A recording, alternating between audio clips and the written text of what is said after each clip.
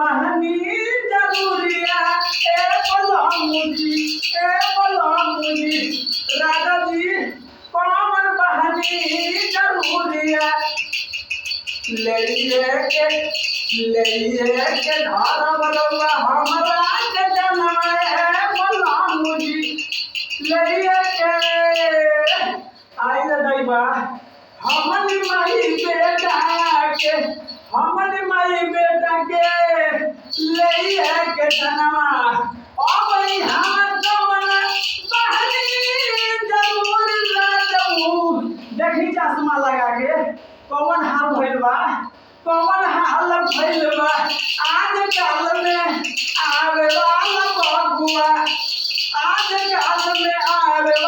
बबुआ तुम्हारा खाता तोहरा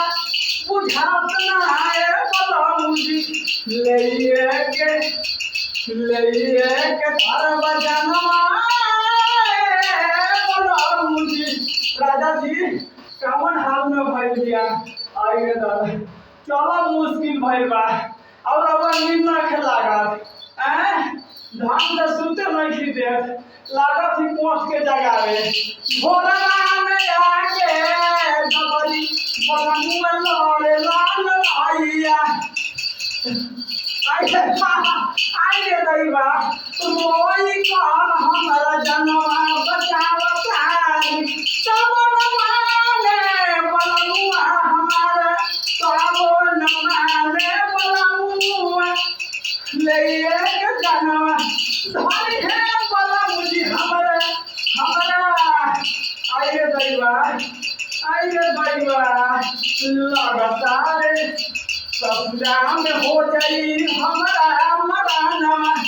बबुआ के संगवा आई रे मान जाई जी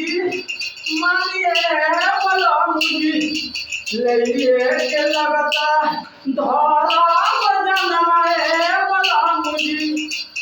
करारथी बलमुजी मारत नहीं पर हमरा के पतिया घोरवा में पहुंच कर नतिया आई दादा कौन लड़ाई जबरी भिड़ाई करा अजेवन कर हूँ बचाई बलमुआ हमार ले कर धर है जानवा सजनवा हमारा माई बेटा के बलमुजी मामी जी कमाई धनबाजी बलमुजी रहुआ मानिए बलमुजी बलमु मान नाई सरदानी हजोरिया लगतानी गोरवा मानिए बलमुजी